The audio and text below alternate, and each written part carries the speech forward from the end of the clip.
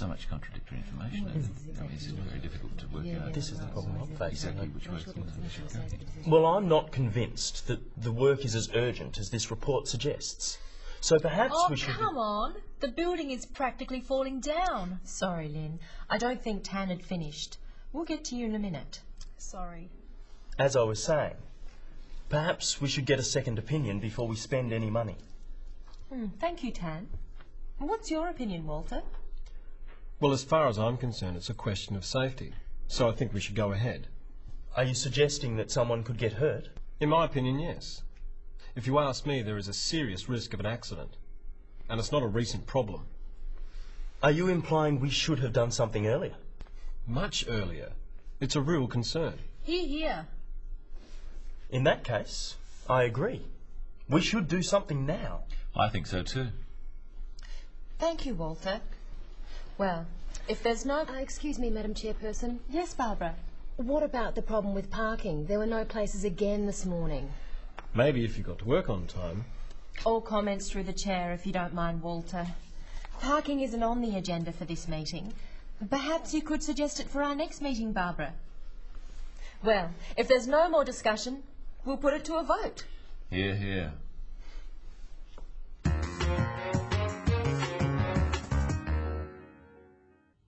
Today, we're looking again at meetings. In meetings, especially formal meetings, it's important to keep the discussion relevant and to the point. So we're looking at some words and phrases that a chairperson might use to stop irrelevant discussion and interruptions. We're also looking at ways of stating an opinion and agreeing or disagreeing. First of all, notice how Tan states that he doesn't agree with the report. Well, I'm not convinced that the work is as urgent as this report suggests. Tan says, I'm not convinced. He means he disagrees with the report. But by saying he's not convinced, he's leaving himself open to another point of view. Let's look at some phrases you can use to express disagreement. I'm afraid I'm not convinced. I don't entirely agree. I'm not sure about that. I can't agree with you there. I don't think that's quite correct. Notice that all of these ways of disagreeing are polite. If you use stronger terms of disagreement, it can sound rude or argumentative.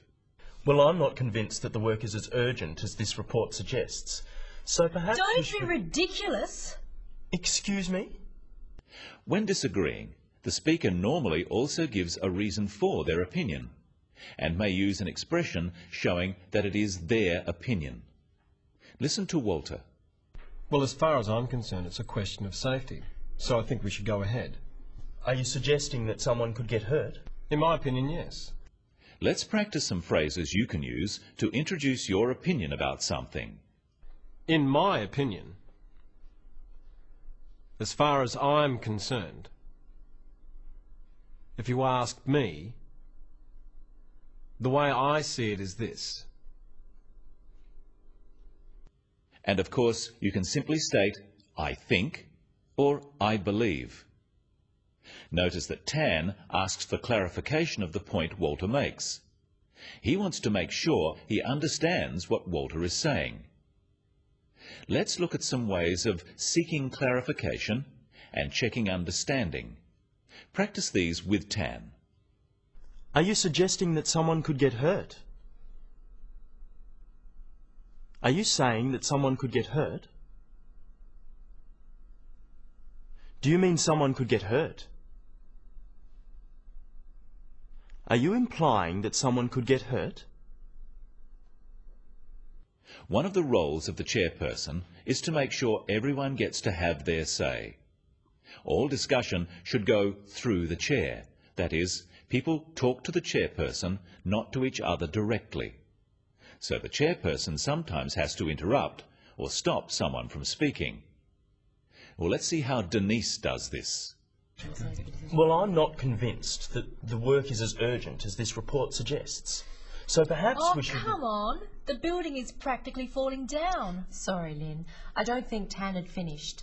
We'll get to you in a minute. Sorry. By saying, "I don't think Tan had finished," Denise is politely telling Lynn that she shouldn't interrupt, and Lynn apologises. But what should you do if someone keeps trying to interrupt? So perhaps Oh, we should... come on.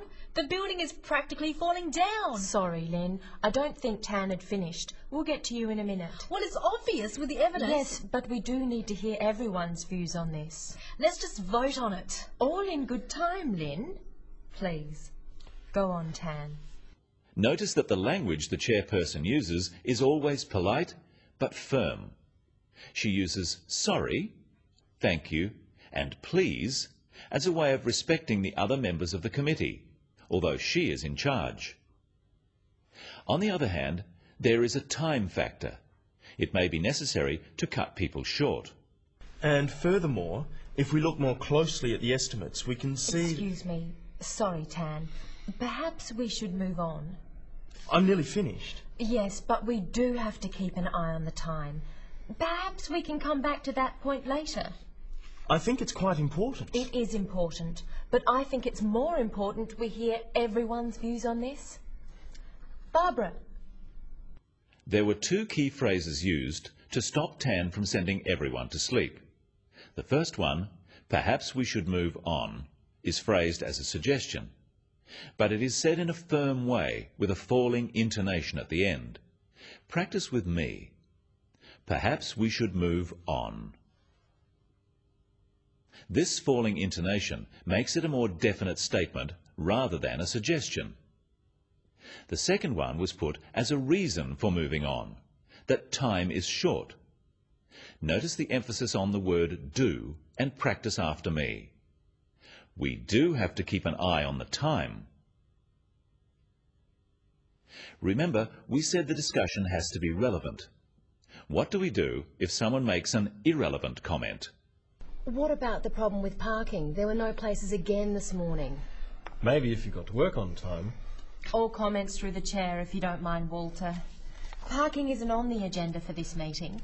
Perhaps you could suggest it for our next meeting, Barbara. When Walter makes a comment directly to Barbara, Denise says, "All comments through the chair, if you don't mind." This is a way of reminding Walter of correct meeting procedure. All comments through the chair means he must speak to the meeting, not directly to one person at the table. Denise suggests that parking isn't on the agenda for this meeting. But so that Barbara doesn't feel bad, she suggests it could be discussed at another time. Finally, we've looked at disagreeing. Let's look at ways of agreeing with a point. Are you implying we should have done something earlier? Much earlier. It's a real concern. Hear, hear. In that case, I agree. We should do something now. I think so too. Agreeing is simpler than disagreeing, as you don't have to state a reason. Repeat these phrases after me. I agree. In that case, I agree. I'll go along with you. I couldn't agree more. That's right. I concur. Absolutely. Let's review some of the other important expressions we've looked at in today's episode. I'm afraid I'm not convinced. Are you suggesting that someone could get hurt? I can't quite agree with you there. As far as I'm concerned, it's a question of safety. Perhaps we should move on. We do have to keep an eye on the time. When giving opinions in a meeting, it's important to use phrases such as, "in my opinion," "from my point of view," or "I think," instead of just stating your opinions as facts. This is respectful of other people who may have different views. But when you strongly agree with something someone else says, you can say, "Hear, hear." That's all for today. See you next time on The Business of English.